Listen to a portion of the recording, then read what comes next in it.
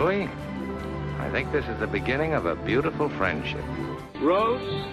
Well, we're going, we don't need roads. The greatest trick the devil ever pulled was convincing the world he didn't exist. No, I am your father. You're listening to After the Ending, the only film podcast where we tell you what happens after the ending of your favorite films. And now, here are your hosts, Mike Spring and Phil Edwards. Hello and welcome back to another episode of After the Ending. I'm Mike Spring, and with me as always is... Phil Edwards. Hello, Phil. How you doing today? I'm great, thanks. Are you okay? I'm doing well, thank you. Good stuff. Yeah, we got some fun movies to talk about tonight. Why don't you tell everybody what we're going to be delving into? We certainly have. We'll be talking about the 2004 disaster movie, The Day After Tomorrow. But first, we'll be looking at the 1992 film Sneakers, starring Sidney Poitier, Robert Redford, River Phoenix, Dan Aykroyd, David Strathairn, Mary McDonnell, and many more. Yes, quite a good cast in that film. Brilliant cast. So, Phil, before we go into the synopsis, I just want to see if I can blow your mind a little bit here. Did you notice in Sneakers there's a scene where on a television is playing Touch of Evil, which is a film we just talked about 2 episodes ago. We certainly did, didn't we? Yeah. And Duel, Dennis Weaver, yeah. That's right. And it was playing on a TV. They played a good 5 or 10 second clip of it in Sneakers. Did you catch that? Didn't I miss that one? Well, okay, I'll have to go back and watch that again. There you go. So I think it's fairly early in the movie, but I thought that was pretty cool that clearly we are on some sort of, weird path where everything connects. Yeah, we're on a journey. That's right. Into sight and sound. That's right. Oh, brilliant. I like it when it all ties it's into pretty previous cool, things. Isn't it? Also, it ties into last week's episode. Do tell. It ties into last week's episode where we were talking about WarGames, and the script of Sneakers was written by Lawrence Lasker and Walter F. Parks, who came up with the idea for Sneakers while they were doing research for WarGames. So there we go, connects again. That's right. See that? We clearly have our finger on the pulse of what makes Hollywood tick. Yeah, and it's I'd like to say it was heavily researched and we planned it, but it's pure happenstance. Yeah, we don't believe in heavy research. Yeah. We go, what film should we do next week? Right. Yeah, usually about 2 minutes before we start recording the current episode.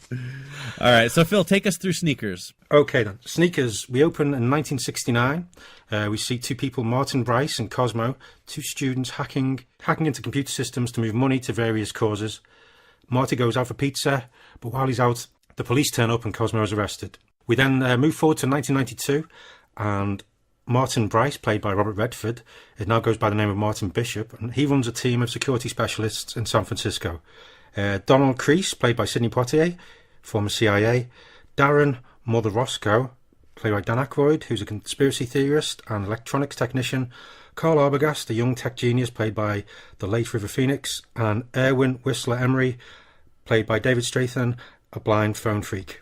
As far as Martin's aware, Cosmo died in prison. He's approached by 2 NSA agents, Dick and Buddy, who ask him to recover a black box from mathematician Dr. Gunter Janek, and the project is called C-Tech Astronomy. They also know that Martin is actually Martin Bryce. Martin agrees to help, gets his former girlfriend Liz involved to help them out.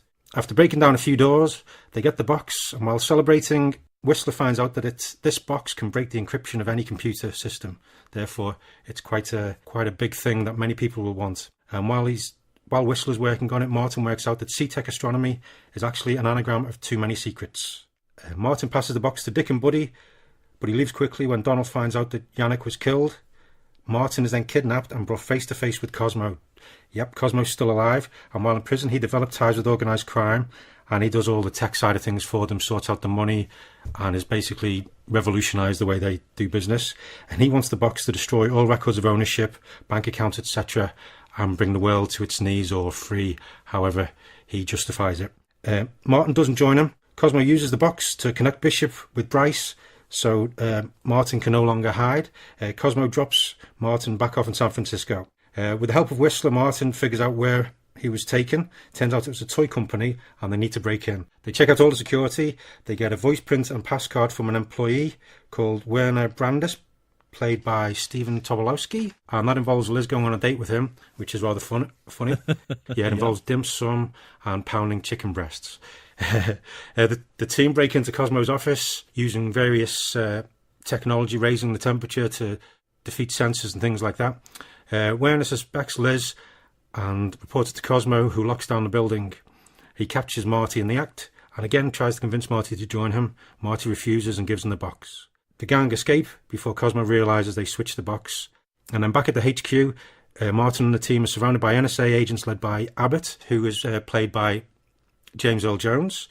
Martin points out how important the secrecy of the box is to the NSA, as they could use it to spy on all the other agencies, and so he strikes a deal. Abbott grants the various demands of the team.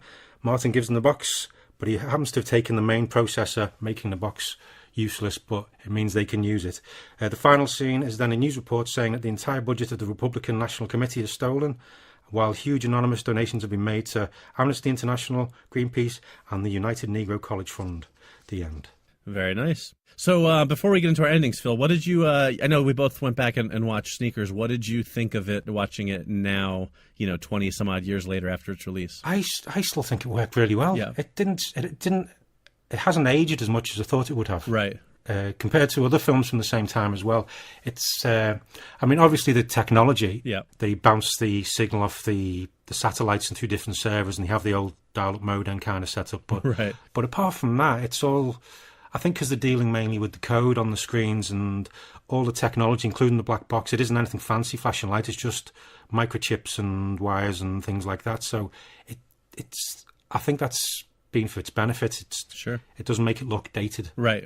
Or as dated as it could be. Right, exactly. Yeah. I enjoyed it overall, too. I think it could have been a little shorter in retrospect. It's like just over 2 hours, and I felt like they probably could have trimmed it down a little bit. Yeah, true, yeah. But overall, I still enjoyed it. And as always, Robert Redford. I think we've mentioned Robert Redford in almost every episode of the podcast so far. Have you noticed that? You're right, yeah. So, yeah. This episode will be no different. But he's fantastic as always. But it's the cast they got together for it. Everybody is just, the main characters all huge. You've got Ben Kingsley as well. Right. He's playing Cosmo. Donald Logue. Yeah, I was surprised to see him. I didn't catch his name in the credits, so when he showed up with his long hair and his tuxedo, I was like, wow, that's Donald Logue. Because I'm used to seeing him now in Gotham as Bullet. Right. But it's great cast. It's a good story. And it's aged quite well. Yeah, definitely. It was good watching it again. Indeed. So Mike, then, what do you see happening the day after? All right. The events of the film. Well, so the way I see it, Agent Abbott is going to realize that Martin duped him with the box, not having the processor in it. So he's also going to realize that the dispersion of the money from the Republican Party to Greenpeace, Amnesty, and the UNCF is no coincidence. So the next day he goes back to Martin's office to confront him, but Martin destroys the processor right in front of him, because he basically wants to eliminate any chance that it'll ever be used again for the wrong reasons. Yeah. And Abbott's mad that he's been duped, but deep down he's a good agent. He's a real patriot, and he's a law-abiding guy, and he realizes that it's probably better for the world's security if this chip doesn't exist anymore. So yeah, I see that. He comes across as a good guy, doesn't he? I think so. I think that's mainly because it's James Earl Jones. Well, right. But it's he comes across as an honourable gentleman. Exactly, that's exactly it. So he threatens to arrest Martin, but it's kind of an empty threat, and he kind of decides to just let him go because he knows that Martin is right, and it's gonna lead to bad things. So he leaves Martin be for the time being. So that's my day after. How about you? Okay, well I've got it. They'd all be checking at the safe. The safe, because even though the NSA were there and said that they could have all the things like clear up the record of Martin Bryce, get that trip of Sidney Poitier's character, and so on and so forth, they're still going to want to know that they are safe because Cosmo's still out there. Mm-hmm. He doesn't get killed or anything. Right. He knows that he's been duped again, and that's, I suppose the only way they guaranteed protection would be protective custody, but I can't see any of them doing that. Right. So Martin decides to hide the chip. Meanwhile, Cosmo has to talk to his mob bosses and convince them not to kill him because he'd been saying this thing that he could get would help them and it would be the next phase in crime, but he's lost it, so can't do anything of these things he's promised. Mm-hmm. But his bosses, who didn't really understand it anyway, they don't see any worth in pursuing it, and it's too risky with the NSA being involved. They don't want to bring any more surveillance onto them. After the Republican Party money goes missing, Agent Abbott of the NSA gets in touch with Martin and asks about the box. Martin's response is, "What box?" as it was in the film. Right. And they sort of look at each other. Martin isn't bowing down, and it moves on from there. Meanwhile, Carl, River Phoenix's character, calls Mary, who was the NSA agent who got the number from. That was his one demand. Right. And they go on a date. because he moves fast. Yeah, he of wants course. He wants to do this. Of course. So that's what I've got. All right. I thought for a minute you were going to say that Abbott calls Martin Bryce and tells him, Martin, I am your father. Oh, no. But I'm glad you didn't go there. So. No, that would push you. Okay, then. So what do you have then, Mike, for the immediate aftermath? All right. So Kreese goes on. So like you had mentioned at the end of the film, they all sort of put in these demands with the NSA, and Abbott kind of agrees to all of them. So in the immediate aftermath, Kreese goes on vacation with his wife, all around the world as promised, and they end up buying a little villa in Tuscany, Italy, because they fall in love with it and they retire there. Very nice. So they kind of get their nice happy ending. Yeah. Mother gets his Winnebago and goes off on a road trip across the United States. Arbogast goes out on the date with Mary, and they bond over their love of 1980s Saturday morning cartoons. Nice. And they start a kind of a passionate geek love affair. Meanwhile, Martin, Whistler, and Arbogast, Arbogast is still in the love affair, but he also comes back to work with Martin and Whistler. They go back to professional sneaking, looking for flaws in company security systems. Yeah. But Martin is restless. He's had his record cleared so he can do anything he wants, and he wants to move on to something bigger and better, but he doesn't know exactly what yet. And circumstances are going to happen soon that will change that for him. We'll get into that shortly. Okay, then. All right. So how about you? Sounds good. Okay, well, I've got the team. They all find there's no sign of mob retribution, so they go on with their life. It's basically like an extended holiday for all of them. As you said, Donald Kreese goes on his holiday, goes to Tahiti, has a great time. Mother goes driving around the US and gets arrested and trying to break into Area 51. Right. I like that. And Martin, for the first time in years, can relax as he's no longer looking over his shoulder. Mm-hmm. He can become Martin Bryce again. Because Agent Abbott was true to his word, cleared his record, gave him a fresh start. And he starts dating Liz again. She sees a difference now that he's not hiding, and things move on slowly from there. Carl and Mary are still seeing each other. She grounds him, helps him focus, because he was always a bit all over the place. Yeah. And Liz continues teaching. Meanwhile, Whistler starts working on self-driving technology, because as we saw in his rescue attempt to try and get Martin from the toy company building, he has to drive the truck with guidance from Martin. And he does a slam bang job of it too. He certainly does. I do like that bit. It's done really well. Yes, it was. They also have long talks about what to do with the box, whether they should destroy it, use it for good, or just hide it, and just in case they should need it. Donald Kreese can't condone using it, and he ends up leaving the team and retiring. And that's what I've got so far. All right. So we both had Kreese retiring. Interesting. Yeah. Oh, no, also, yes, forgot. And Cosmo, meanwhile, tries again to get away from the mob, but he's too valuable to them. And he works on getting revenge on Bryce and the team, but everything he tries is always foiled in a sort of like a comedy style. Right. Very good. I like it. Okay, then, so that's the immediate aftermath. What do you have for the long term? All right, so things are going to get a little dark, but they're gonna come out of it. So basically, throughout the rest of the 90s, the team continues working together, with the exception of Kreese, because he's happily retired in Italy. Okay. Whistler returns to the group after his cross-country trip, and with Martin no longer worried about being caught by the government, they're able to promote their business even more, and they become very successful at their whole, security firm sneaking thing. Yeah. Fast forwarding a little bit before we get to the dark stuff, Arbogast and Mary, they get married, and they start one of the very first podcasts in the 2000s, where they talk about their Saturday morning cartoons that they love, and pop culture from the 80s in general, and it becomes a big hit for them. But then 9/11 happens, and it affects the group dramatically. Oh, yeah. Mother leaves the group and becomes a 9/11 truther. I don't know if you're familiar with them. Yeah. So those are, for people who aren't, those are people who believe and claim that the United States government staged 9/11 in order to, I don't know, whatever their reasoning is. Yeah. But anyway, so he becomes a truther and sort of goes off in that direction. But Martin is really affected by the effects of 9/11 because he feels like he's been wasting his time, helping these big corporations, protect their money when he could have been doing something more noble that maybe would have helped prevent 9/11. So it affects him deeply. Oh, that's good that I can see that. Yeah, so he takes some time and thinks about it, and he finally decides he knows what he needs to do. So he calls his twin brother, Nathan Muir, who works for the CIA, has been known to participate in a spy game once in a while, and he uses his connections with the government to get set up as a consultant. And so Martin uses his tech hacking experience to help improve the government's technology, and basically he and Nathan go on to prevent several terrorist attacks. So even though Martin recognizes that he's now working for the government that he once strived to undermine, he's at peace knowing that he's saving lives and changing the world for the better. Oh, very good. There you go. Wow, that's end up doing big things. I managed to get a double whammy of Redford in that one. Yeah, that's good. So that's pretty impressive. Oh, I like that. Okay. Was that everyone then?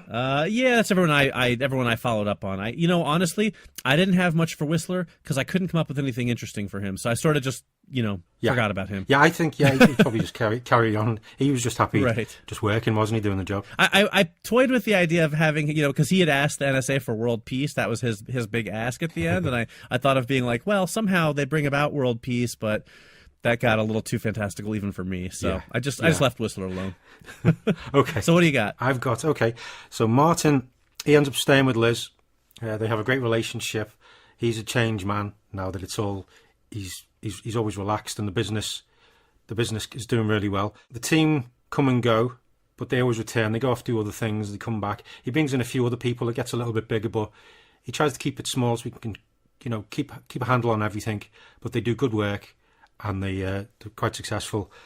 Donald Crease, he retired, but he still acts as a consultant. He doesn't do any field work, but if Martin calls up for advice, he helps him out. Whistler's self-drive technology is eventually picked up by Elon Musk and becomes part of Tesla. And Mother meets up with a trio of other conspiracy theorists who go by the name of the Lone Gunman. The Lone Gunman, yeah. Yes. So excellent. They do all that, and they investigate all these strange kind of, I don't know how you could say, maybe X-Files or something weird like that. I don't know. Okay. Meanwhile, the NSA, every now and again, Agent Abbott gets in touch with Martin Bryce, and he's always asking, saying, have you got the box? And it's always, what box? Right. But then Abbott keeps approaching him and asks him on occasion to do certain things that only Martin and his team can do. As it says at the start of the film, Martin Bryce can keep secrets and has dabbled in the slightly illegal things. So he does those kind of things for the NSA that they can't normally do. And, they go up to all sorts of kind of wacky hijinks and adventures, as we saw in Sneakers. But this time they have a more substantial budget whenever they do those kind of jobs. Meanwhile, Cosmo's revenge attempts become an embarrassment to himself and the mob, and he has moved to a secure location where he's basically kept under house arrest by the mob and deals with everything online. And that's the end. All right, I like it. It sort of becomes like Sneakers the series, almost like a comedy adventure show, Yeah, they do all that kind of thing. Yeah, I could just see them just trying to keep it in the same vein as the film. Right. Yeah. Well, listen, when we make our millions from the podcast, and you can send donations to us when we make our millions, we can finance the Sneakers TV series, and we'll see if we can get that going. Yeah, because I don't think there's been anything. I know they do like tech shows and things. Yeah, but nothing with it's all very serious, like CSI Cyber and whatnot. There's no like a really fun kind of hacking adventure show where they could kind of travel around the world and do fun stuff. They don't really. Yeah. There isn't really a show like that out there. So, but listen, Redford takes my calls. I mean, I'm on his speed dial, so I'll give him a ring and see if he wants to do it. Yeah, well, I know you always have brunch with him, things like that. So have a word with him. It's true. Yeah. If only. So got a few facts about the film as well. Please share.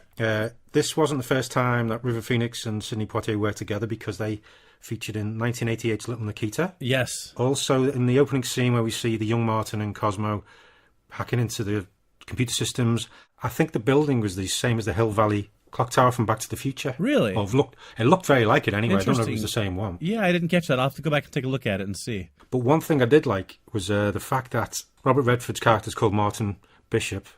Well, that's the name he gives himself after the event. Right. In 3 Days of the Condor, which features Robert Redford, which involves him going out to get some coffee, and while the rest of his team all killed, the CIA agents are all killed in this building, the last two names of the casualties on the list from the CIA building are Martin and Bishop. Really? That's interesting. That can't be a coincidence, I have to imagine. Yeah, they must have picked up on that.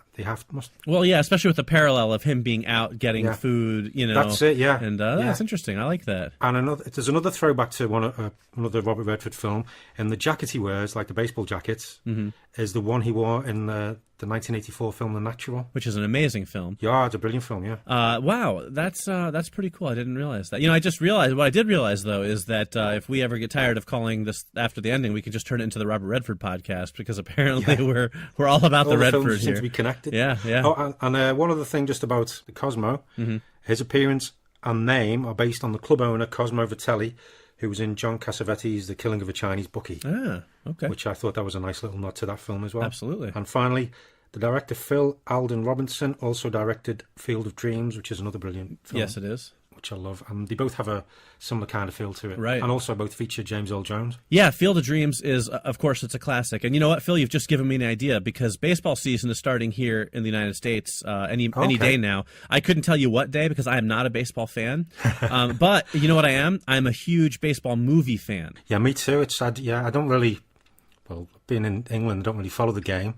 I've been to one baseball game and had to leave early because I didn't realise how long they went on for. But, They do go on for a long time. But I do really like baseball movies. I do too. It's one of my favorite genres, even though I don't care for baseball at all. But anyway, because baseball is going to be starting here in the U.S., why don't we do a themed episode? We just mentioned two great movies, The Natural and Field of Dreams, Okay. Neither of which have sequels. So why don't we do, for next week's episode, we'll do The Natural and Field of Dreams as our baseball-themed episode. How's that sound? That works for me. Sounds like a good idea. And also we're carrying on the theme of Robert Redford. That's right. Yet another Redford film. All right. So after we do The Natural, we'll put a moratorium on any Redford films we'll have a for break. at least a couple of months. Yeah. although I will mention that if anybody out there is annoyed because we're doing too much Redford, then we need to have words, because Redford's the greatest. So there really should never be a complaint about too much Redford. But anyway, all right. So excellent. Okay, so we've got next week's set. And anything else we want to talk about sneakers before we move on to Day After Tomorrow? I think that's all, apart from I did like when they're working out the what C-Tech Astronomy stands for, what they went through. It was Monterey's Coast, My Socrates Note, and Cutie's Rat Semen. Yeah, that was pretty funny, I thought. You must have had some fun coming up with that. I agree. The thing that I will say about that scene, though, is when they finally worked it out, I was expecting something a little more weighty than Too Many Secrets. I kind of thought, I was like, really? What does that tell you?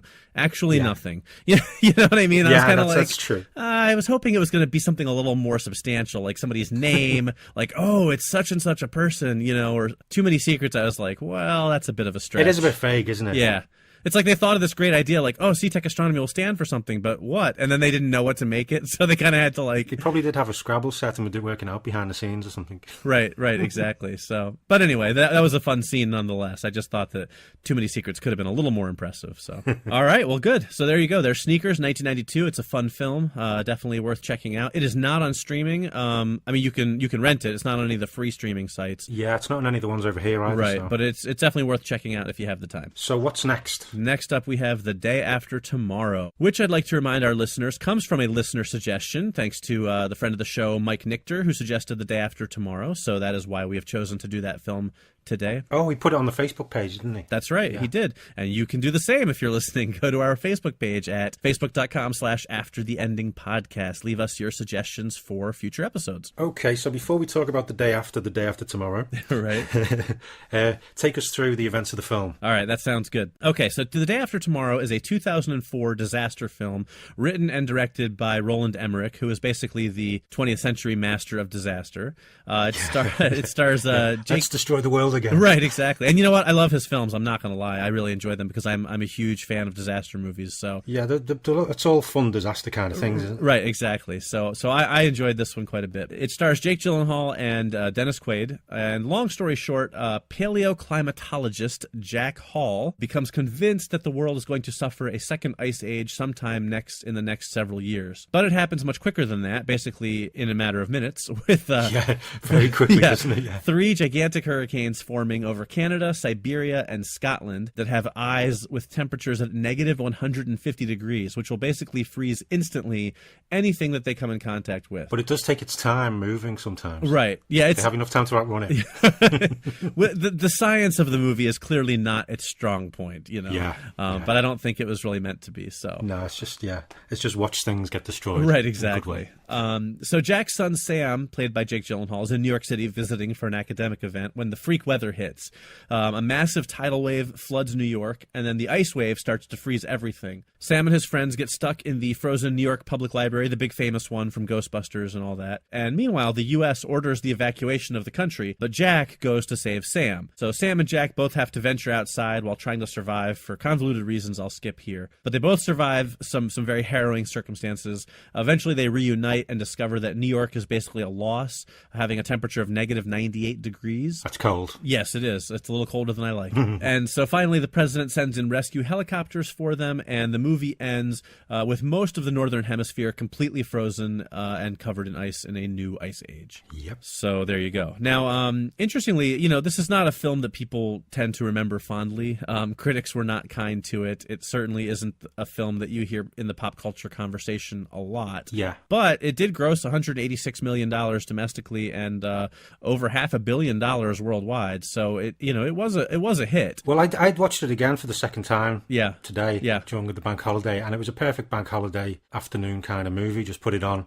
You don't have to think very much about it. Exactly. And it's got big scenes, big things happening, and a little bit of, the human element, but it just passes the time. Yeah. It's very much what Roland Emmerich does. I mean, if you look at his movies like, Independence Day and 2012, and they're all movies I really enjoy, and they're all kind of good and terrible in their own right. Yeah, that's a good way of putting it. But they're fun, and they're really. I mean, I don't think you can ever look at a disaster film too critically. They're really meant to do one thing and one thing only, and that is to present, giant special effects laden scenes of the world being destroyed. And, either you like that or you don't. And the people just happen to be there, just caught in the crossfire. Right. Doesn't really matter what they do. It's all about the special effects, as you say. Exactly. Yeah. I mean, a half dozen, B to A-list celebrities are stuck in the world-ending circumstances, and they have to survive, and most of them usually do. So. And also delivers some dialogue, which is just there was a bit when Dennis Quaid, he's doing it, all the scientists are talking about it, and he's talking. But what I did find out, though, reading up on the film, they wanted consultation by NASA scientists. Mm-hmm. They requested that, but before filming began. But NASA said events in the film were too ridiculous and denied the request. Right. They also sent a memo out to all employees of NASA stating they were not allowed to comment on the film. Really? Apparently so, apparently. That's funny. I hope that's true, because Wow. it's I quite like that. Yeah, I do too. And, but scientists who did preview the film said it was enjoyable nonsense. Right. Yeah, and I which is, I think, what we were just saying. Really. Right. I think the prevailing opinion in the scientific community was that the science behind it was ridiculous, but it did shed some light on the climate change problem, and that was a good thing, even if the events of the film were clearly fantastical. So yeah, and Emmerich did pay $200,000 from his own pocket to make the whole film carbon neutral. Well, there you go. See, I thought that was very good of him. Absolutely. I mean, if you're going to make a film like that with that kind of message, it's good to to walk the walk, not just talk the talk. Oh yes, indeed. Phil, tell us about your day after tomorrow. Day after. Okay. Yeah, so the day after the day after, we'd have the main characters just basically getting somewhere safe. We've seen them in the cold, so they're going to be meeting up with probably heading off to Mexico, where Sam's mum, I think, it was Sam's mum, wasn't it, the doctor? I believe so. Yeah. There'll be rescue missions taking place in New York City and other cities in the Northern Hemisphere, because you see at the end there were other survivors. They were up on the roof of the skyscrapers. Yep. Plans would also be made to try and get the astronauts down safely, because we kept seeing astronauts up in the space station. Or if we can't get them down, at least get them restocked with food. What they are doing up there is valuable scientific insight, because they can see the whole globe and what's going on. And also, the countries would have to start getting used to the huge influx of refugees, which seems to be quite topical at the moment. Yeah. So that's what I've got so far. All right, makes sense. Okay then, Mike, so what do you see happening the day after the day after? Well, it's tomorrow, as the title might imply. And so Jack and Sam are rescued by the helicopters, of course, and Laura, Sam's girlfriend, as well. They're brought to the new site of the government headquarters, which is down in Mexico. The president wants to meet with Jack and find out if there's any chance that the northern U.S. will ever be habitable again. And so they have a meeting, and Jack tells them that basically it would take another completely unpredictable weather change, and there's just no way to know for sure. So in the meantime, Jack is treated kind of like a hero. Sam and Laura are able to relax and rest while Laura recovers. So that's where we're at, just in the day after the day after, or just tomorrow for short. How about your immediate aftermath? Okay, the immediate aftermath, I've got Jack as similar to you, he becomes an advisor to the president because he knew what was going on. Everything he was saying basically did happen. He'd also be involved in setting up and coordinating a global monitoring network to keep an eye on the planet and the weather conditions, and they'd have to get sensors set up again because there was, at the start of the film, you see they've got things in the ocean monitoring the temperature. I'm sure some of them would still be there, but they'd have to find a way to talk to them again. Right. Sam would be helping his dad when he's not with Laura. Alternative energy sources would be getting implemented. Mankind has seen what it can do to the planet, and I think that's the events that did happen in the film might be the thing which finally got everybody going, oh yeah, we sort of need to work together. We're all alone on this little tiny blue speck in space, so let's make sure we don't kill all ourselves and destroy the planet. Also, though, a religion starts springing up about the Great Freeze, as they call it. And they all decide, all the people who start believing in this Great Freeze, all decide to head north, and luckily don't really bother the rest of the world. But there's a steady trickle of people to the north into the deep cold. Very interesting. I'm curious to see where that's going to go. Yeah, and meanwhile, as long as people are fed and clothed and everything like this, what money they can is getting pushed into science projects to try and develop the different energy technology, space technology, things like this, whatever they can do to ensure the survival of the human race. All right. Interesting. I'm curious, Phil. Okay. What do you have for the immediate aftermath? All right. So for the immediate aftermath, basically after the weather settles down, the U.S. government relocates back to the U.S. because they obviously don't want to hang out in Mexico. Yeah. Nothing against Mexico. It's just that, they're not there in their own country. They want to get back to the U.S. Everything has changed. The U.S. Capitol is now in Orlando. The government sets up shop in... I know, right? The government... Wait, it gets better. The government sets up shop in Disney World because they have the necessary technology, infrastructure, and security measures in place for the government to function out of. I like to picture that the new White House is inside the big Epcot ball, that big silver dome at Epcot. Whoa, that's awesome. I think that would be like the new White House, They have all the the tunnels and stuff that the employees go through and all that stuff. So, wow. Yeah, so meanwhile, only about 12 states in the country are still habitable. So the U.S. begins the process of trying to move all the U.S. refugees back into them. Texas takes the biggest hit, the biggest influx of refugees because it's the biggest state and it's the most wide open. There's a lot of open land that they can house people on temporarily. The economy of the country is in ruins, and the U.S. has to receive aid from other countries of the world as opposed to giving it for a change. Yeah. And even though Scotland and Siberia were also devastated, Siberia was largely uninhabited, and Scotland is a much smaller country, so it was a lot easier to relocate the survivors from that country. There wasn't nearly as many of them as the entire U.S. population. Yeah. So Jack takes a position as a leading scientist with the U.S. government, and Sam decides to follow in his dad's footsteps. We know he's a smart kid, so he basically goes to work with his dad and starts learning as much as he can about science and the environment. And that's where we'll leave it for now. So how about you? How about your long term? Okay, long term, the world is a more peaceful place. The fact there's less people, because so many people were killed, means that the loss of resources, from the Great Freeze covering various places where you could grow farm crops and things, but the loss of people means the loss of resources isn't felt as much as initially thought. And governments are changing the way they're run. There's lots more common sense, basically, to make sure, mankind's going to survive. There's obviously blips now and then with people not happy or people trying to push things and get their own way, but on the whole, everybody works together. Laura ends up working for NASA because the long-term plan is to make sure that mankind survives, and they've seen what could happen. They want to have more options, have different colonies maybe in different places.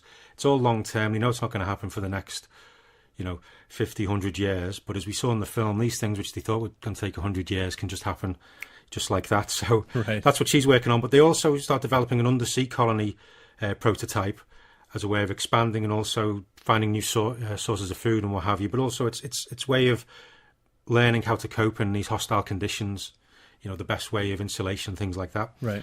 Meanwhile, Sam helps develop a system where ice could be used in the construction of solar panels, meaning huge areas could capture energy.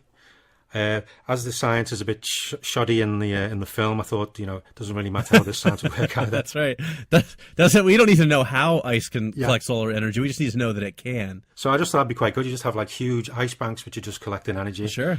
Meanwhile, Professor Jack Hall, he sets up a global organisation that monitors the atmosphere and advises countries on how to help fix the planet. One of the main proposals put forward is called the Frank Harris Initiative, after his friend who sacrificed himself so that he could help get Sam.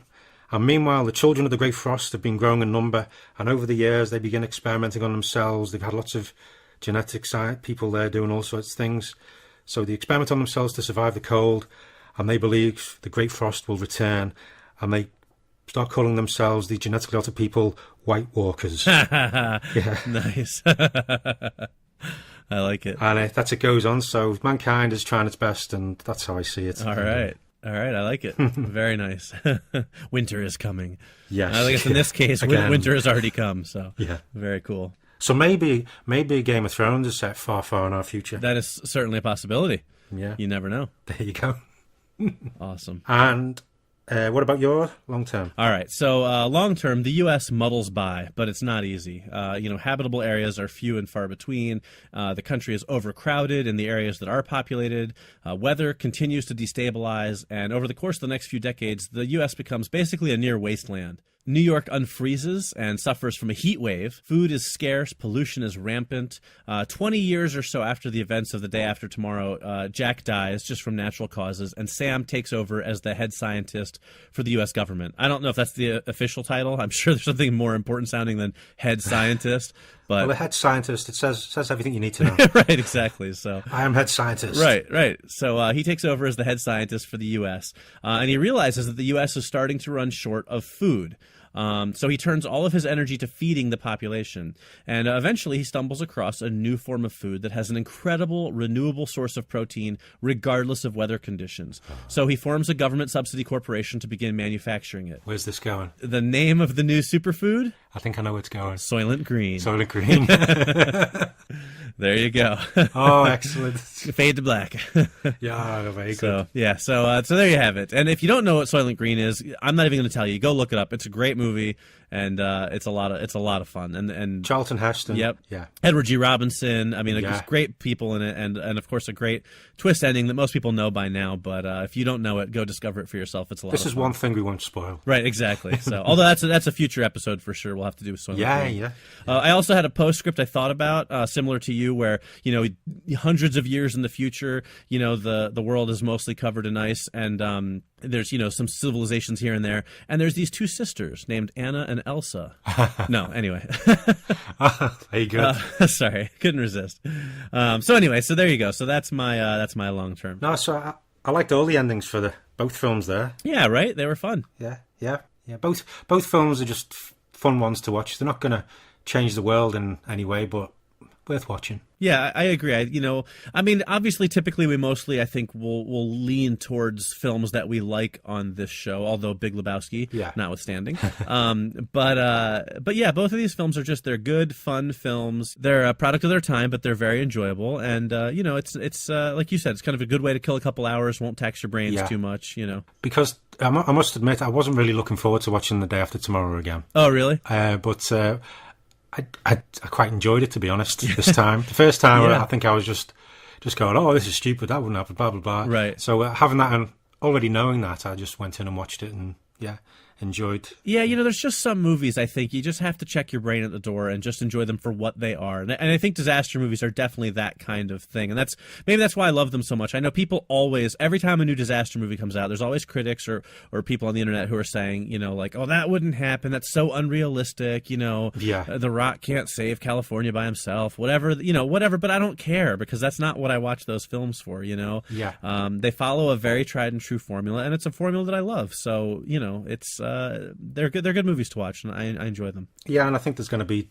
disaster movies every few years. Oh, it just seems the way it's going. Yeah, I think it's a genre that's never going to go anywhere because typically they tend to perform well. For one, they make money, and they're generally crowd pleasers, even if they're not critical darlings. But it doesn't matter because they make their money back. So who cares? It's all about the spectacle, isn't it? Yeah, exactly. But okay, so we got movie news though. There's been big events over the past week. There was a big sequel. Yeah. Lots of people have been waiting for. Yes. People were very excited. Yes. There's been lots of build-up to it. There's been all TV spots, trailers, posters. Oh, it's been amazing. Yeah. Big names involved. And you know what I'm talking about, though, don't you, Mike? Of course. We both went and saw My Big Fat Greek Wedding 2 this weekend, so just so we could talk about it on this show. No. And I don't know about you, Phil. Personally, I was... No. What?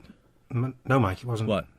We're not talking about My Big Fat Greek Wedding 2? No, not that one. Well, no. what are you talking about then? The other big sequel film. Come on. I shouldn't have to tell you. Come on, you know films. Come on. Oh, yes, that one.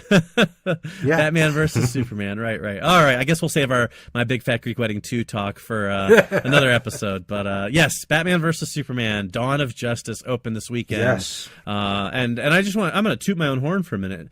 There was a lot of box office prognostications about how it would do, and I predicted between 160 and 180 million, and I think its total was, 164, 166? Something like that, round about that.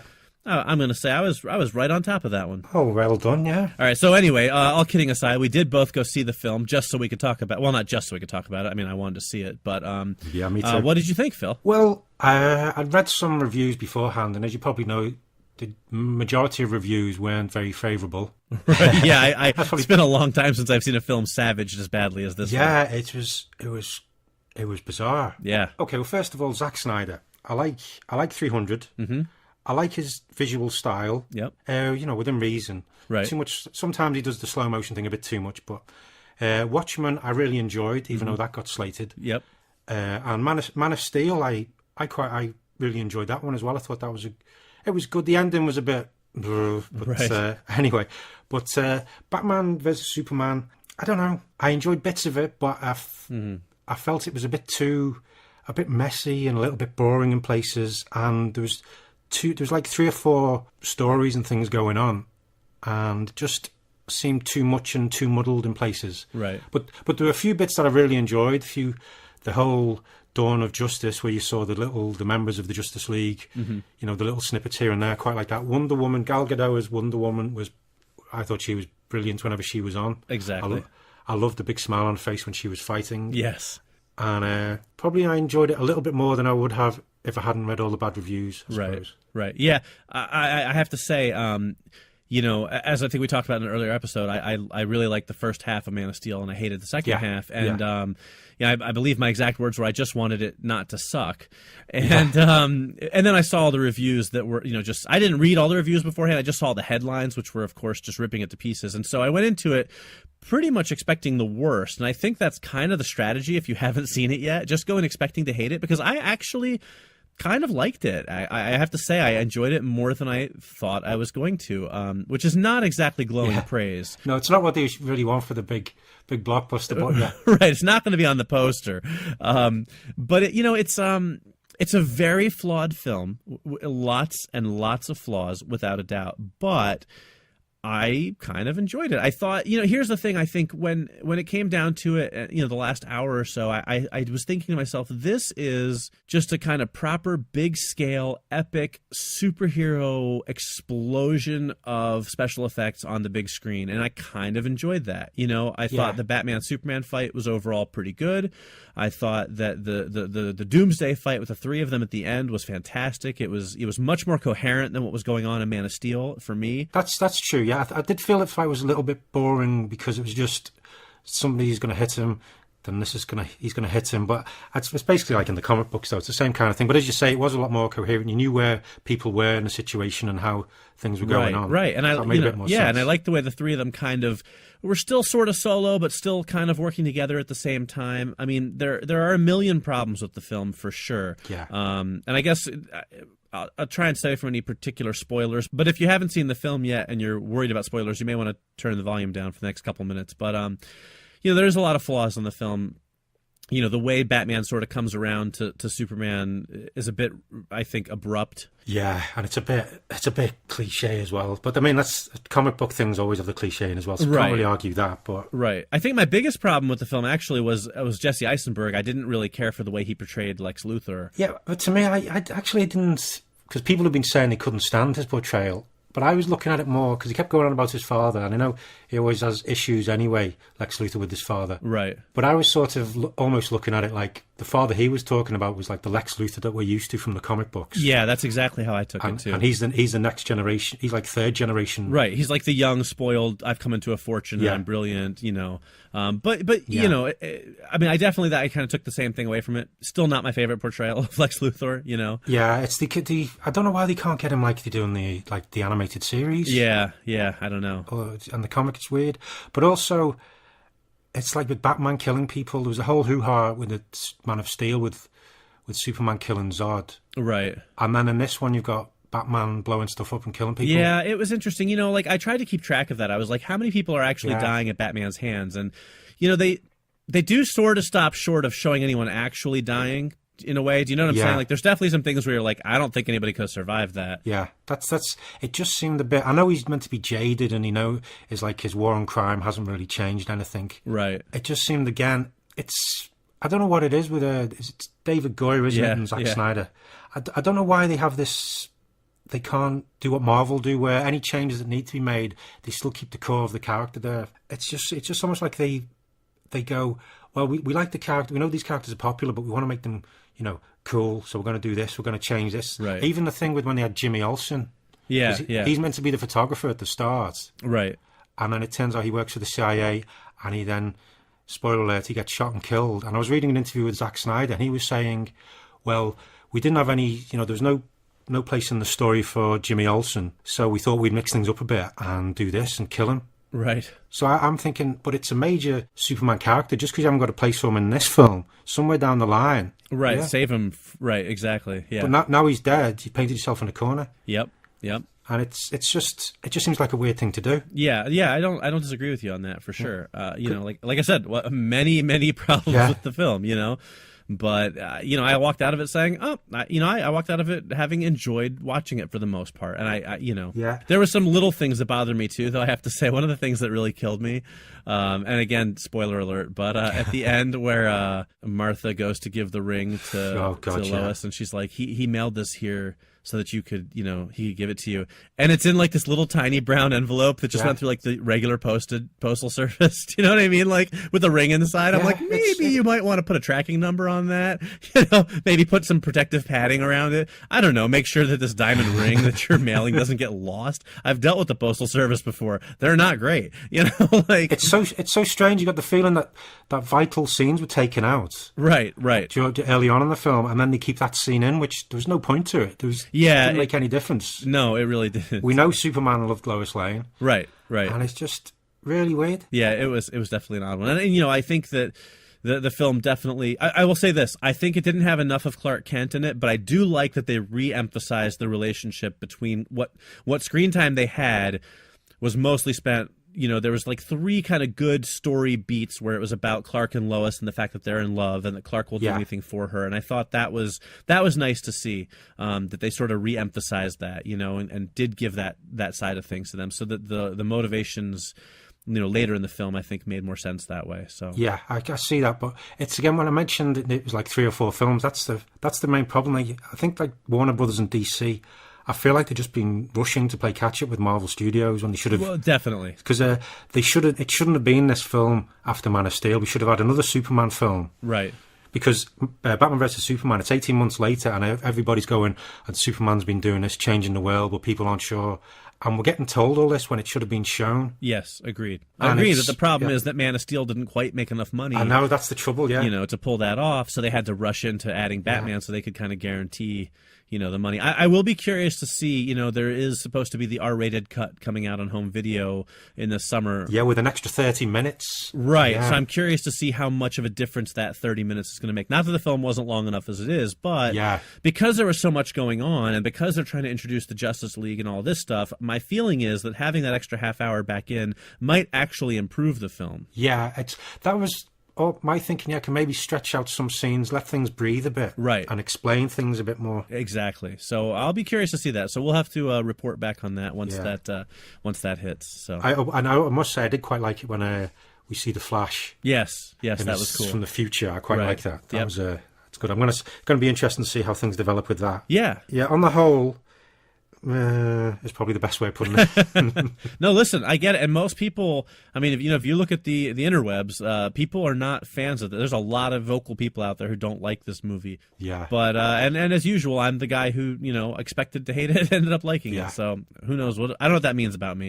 I don't know what that tells you about me, but you know, like I said, I liked it more than I expected to. So. And as I say, Wonder Woman was great. Yeah, she was definitely one of my favorite parts of the film. I thought Gal Gadot was excellent. She was great as Diana Prince in the scenes that she was in. I thought she brought the right amount of character to it, and then good vibe to it. Right, and then as Wonder Woman, she just kicked ass. So I think that her movie certainly seems like it's going to be, the one to watch out for. Yeah, I'm looking forward to that. Did you catch the little Chris Pine cameo, since he's going to be starring in the Wonder Woman movie? Oh, I certainly did, yes, in the photo. Yes, I thought that was quite a cool little touch. That's nice, that. If you haven't seen the movie, there's a photo that shows up. I won't tell you what it is, but just you'll see that Chris Pine is in it, and that makes sense because he's going to be starring in the Wonder Woman movie. So that's kind of a fun little treat they put in there for us. But we'll be seeing Batman again, though, in the Suicide Squad film, which is out in August. We will? Yeah, he filmed scenes of Batman chasing the Joker and Harley Quinn. With Affleck? Well, the bits, it was a stuntman hanging off the car, but I assume Affleck's going to be filming some of the bits. It all depends whether how big a flashback or whether it's... Right. I'm not sure when it's set. Right. Oh, I didn't realize that. That's cool. But one thing as well, I must say, because Jared Leto's playing the Joker in this new DC universe of movies. Right. I'm still wondering, there was a rumour going around he was going to be one of the Robins. Because people were talking about the suit you see in the Batcave in Batman vs Superman, right? These bullet holes which seem to tally up with scars on Jared Leto's shoulders when we've seen him as the Joker. Huh. And people were going, "Well, I'm not sure about that," but there was something Bruce Wayne said to Alfred, and he says, "All the good ones died, or they're no longer good," or something like that. Right. Huh. And that little line just made me wonder whether they are going to have, because again, it seems like Zack Snyder and David Goyer seem to enjoy, or whoever else is involved making his decision, seems to enjoy twisting the comic book a little bit more. Right, sure. So making it slightly different. Yeah, interesting. Yeah, so I'm not sure whether that'll be a good thing or a bad thing. But I don't know either, but I guess it might not be right. It's just me wondering. Right. Well, the way I look at it is this is just another version of the superheroes that we like, and then 10 years from now they'll reboot it again with a new director and a new direction, and it'll be it's just like reading the comics by the different creative teams. You like some, exactly. You don't like others, so this wasn't the one that I hoped it would be, but just look at it as an Elseworld story, and there you have it. Right. Exactly. All right, great. So there you go, Batman versus Superman. Lots of opinions. If you have any you want to share with us, please leave some comments on our Facebook page, and we'll read out the best ones in a future episode. What else going on, Phil? Anything else exciting? Just a few little bits. We've got, I think it was WonderCon over the weekend, wasn't it? Yes, it was. Yeah, lots of things there, lots of trailers, such as DC's Legends of Tomorrow, showing what's going on there. Jonah Hex is popping up in there. That's the time. Right. It's a time travel show, which is a spin-off from Arrow and The Flash, so they can go anywhere, do whatever they want. Mm-hmm. So I'm looking forward to seeing Jonah Hex, because I love the character, and the film from a while back wasn't that good. No, it wasn't. No, putting it nicely. So it'll be interesting to see what they do with him on the small screen, because I do think Arrow and The Flash and Legends of Tomorrow, it can be a bit cheesy, but I think it does a really good job of getting the whole comic book feel across. I agree. I'm a big fan of all those shows, and I guess they can be cheesy, sure. I mean, I can't really argue that, but I do love them anyway. They're all good fun. And sometimes the things that happen in them, I just go, oh my god, that's amazing. Right. Like that. So there was that, and also some more casting news from Teenage Mutant Ninja Turtles: Out of the Shadows, which is a sequel to the film from 2014. We saw in a previous trailer, that Krang is going to show up. Yep. If you're a fan of the cartoons and the comics, Krang is the disembodied brain who goes around in the stomach of a robot body. Right. But they've announced who's voicing Krang, and it's going to be Fred Armisen. Yes. Of Portlandia and Saturday Night Live fame, so I think that should be quite interesting. Yeah, it's he's such an interesting guy. He does so many different characters. It's hard to even predict what he's going to sound like because he can do so many voices. So that should definitely be interesting. So I'm looking for. It's funny. The first film I didn't really think much of. Right. But this one I'm quite intrigued to see it, because it's got Bebop and Rocksteady and all the things I watched as a kid. Yeah, and Stephen Amell as Casey Jones should be a lot of fun. Yeah. Oh, yeah, of course. Yeah, he's in. So I'm looking forward to that, yeah. Well, I know for a fact that my wife had no interest in seeing the first one, and she wants to see the new one because Stephen Amell is in it. So maybe that's going to be a good thing for the box office, Yeah. It can't really be worse than the first movie, in my opinion. Yeah. So I'm looking forward to it in hopes that it will be better, hopefully. Yeah. Oh, well, Stephen Amell, he was in the news last week because he's been producing that Code 8. Did you see that? The short film? Yes, right, yeah. That looks good. It looks like, what's it look like? It looks like RoboCop meets... Not RoboCop. Robotech, things like that. Mm-hmm. So yeah, it's got his cousin Robbie Amell as he stars in the short film, and you'll know him as Firestorm from the CW TV shows. And it seems like a cross between X-Men and cyborg police things chasing them down, and it was a really good short film. Yeah, it's exciting. And they hit their Kickstarter or crowdfunding target to make it into a feature, so watch this space for that one. I quite like the sound of that one. Yeah, definitely. Well, I'm a big fan of Stephen Amell. He's a really cool guy, and I like him a lot on Arrow. And Robbie Amell seems like he's pretty cool, too. So I always watch what they do with interest. So I'm looking forward to that one. It should be pretty cool. Have you got any movie news from the past week? More of a movie review, if you will. Okay. Obviously we did Point Break a couple episodes ago as one of our After the Endings. And at that time, neither of us had seen the 2015 remake of it. No, and I still haven't. No, and I have now seen the remake. Oh, what's the verdict? So I thought I would report back and tell everybody that they can save their money because it's pretty terrible. I really had hopes that it wouldn't be, because I really tried to kind of just say, all right, I'm not going to think of it as Point Break. Because from the trailer, it looked like a fun kind of generic action film that just happened to be called Point Break. Yeah, with some crazy stunts and things. Right, so it sort of is like, those like Warren Miller ski films, or like the surfing films or skateboarding films that are like, like 45 minutes long, and it's basically just like skateboarding footage set to like punk rock music. Yeah, I know what you mean, yeah. So it's basically one of those, just stretched out to 2 hours with a bit of a plot thrown in. The biggest problem with it really is you take Patrick Swayze and Keanu Reeves and you replace them with two basically unknown actors who have way less charisma. And we're talking Keanu Reeves here, so I mean, really, how much of a stretch is that? What is it? Who the guy playing it? It's Edgar Ramirez plays Bodhi, and Luke Bracey plays Johnny Utah. Well, Edgar Ramirez, I've seen him in a few things, and he's always been pretty good. Yeah, he's not bad, but yeah, when it was announced, because it was originally going to be, it was going to be Gerard Butler, right? Which I think would have been better, actually. Yeah, he had to drop out for some reason. I can't remember what it was. I mean, Edgar Ramirez is certainly not a bad actor, but he doesn't have what Patrick Swayze had that made Bodhi such a such an kind of an endearing character. I understand what you mean. I will say the action sequences are filmed beautifully. There's a lot of nice footage, of sweeping. Filmed beautifully. Right. It's sweeping shots of these mountains and these waves and all this stuff and everything, but it just gets more ridiculous as it goes. And I mean, the characters are all the same names. The Ray Winston plays Pappas, and he's a complete. Oh yeah, I forgot he was in. How was he? Is he a match for Gary Busey? He phones it in. No, he's really not. I mean, Gary Busey is crazy, but he at least was, fun to watch. Ray Winston really just clearly showed up for the paycheck. Yeah. And, they even do things like the scene where he fires his gun to the sky and goes, no, but it's so, I don't know. Yeah. If you're going to remake a movie, you can't copy it beat for beat, which they don't. They change stuff, but somehow it's like the things they did that were the same were lame, and the things they did that they changed were lame. So the whole thing was it's a whole heap of lame. Yeah, it really was. Oh, that's a shame. But not unexpected, to be honest. Yeah, I wanted to like it on its own merits, but it's just not very good. So for any Point Break fans out there who are thinking of watching it, feel free, but just go into it knowing that it's not gonna. It's not great. Yeah, you seem to have the general the general feeling about the film. Yeah, well, there's a reason for that. So yeah. I did wonder though when it was coming out, why do a Point Break remake? Why not just have all these crazy stunts and cool extreme sports and just have a whole new story around it?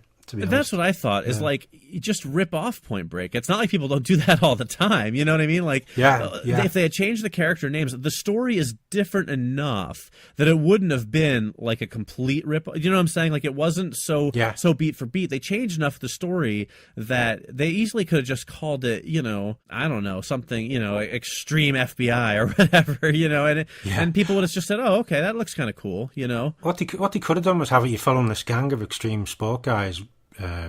Men and women robbing places, and we just follow them. There's no FBI or anything, and then suddenly it does like a Reservoir Dogs. You find out one of them is an FBI, but we don't know which one. Right. See, that would have been interesting. Right. Go that way. Already, just that you said right there, 10 times more interesting than the actual film itself was.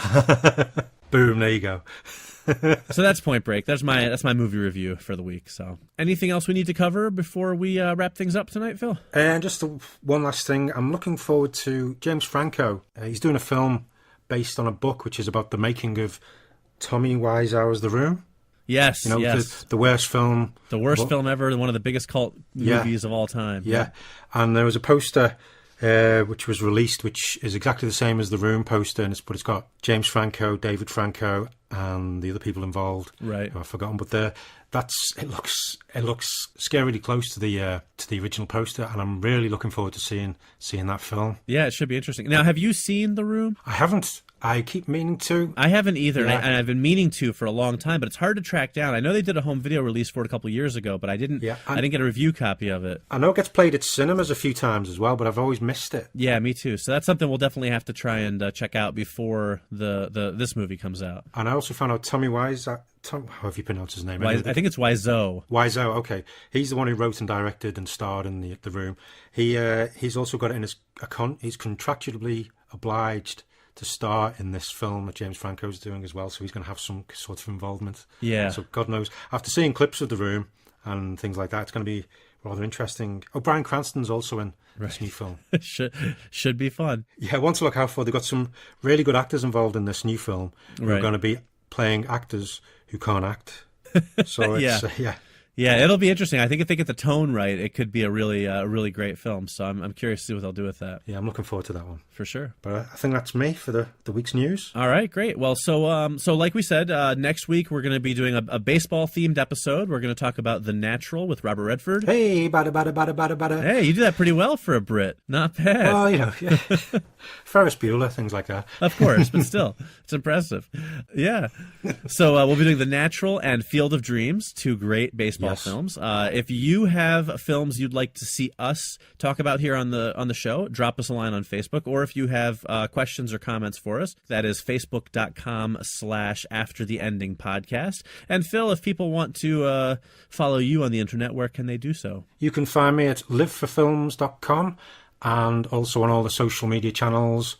Just search for Live for Films and there I will be. Excellent. And where can they find you, Mike? Well, you can check me out on Facebook at facebook.com/MikeSpringOfficial, where you can learn about all sorts of writing projects that I do. And also you can check out my website, iwantmy2dollars.com, for everything pop culture. All right, so that wraps us up for this week. As always, I am Mike Spring. And I'm Phil Edwards. And we'll see you next week. After the ending. Hello and welcome back to After the Ending, the only film podcast. Fodcast? I don't think that's really a word. Fodcast. Fodcast. I don't even know what that would be. All right. It's for farmers. We talk about fodder. That's awesome. All right. So, yeah, I found that the grade 12 manure really does work better than the it's a good one. But what I want to know is what happens after the manure goes on. And I'm back at the HQ. Martin and the team are surrounded by NSA agents led by Abbott, who's played by... What's his name? James Earl Jones. Yeah, I was thinking Martin Luther King for some reason. Okay. I don't think he did much acting. So he's working on that. Yes, he does a slam dunk job of it. A slam. Hang on. Oh, also, oops, I just banged my box. All right. Anyway. That sounds weird. Yes, it does. Which I'd like to remind our listeners is if Sam and his friends get stuck. Whoa, there we go again. All right. Tsunami. Yeah. Sam and his friends get stuck in a frozen... Also, what have I written there? Oh, yeah. That's why I type everything. So Laura ends up working for NASA because they're developing new... What else? No, that was terrible. God, okay. I'm just going to talk. All right, so that will wrap us up for this week. This is the part we always mess up. Yes. Let's see if we can do it in less than 12 takes this week. Fingers crossed. Hey, look at that. Hey, we did it. We did it. Woohoo. Oh, I wasn't recording. No, I'm joking. I will kill you. After the ending.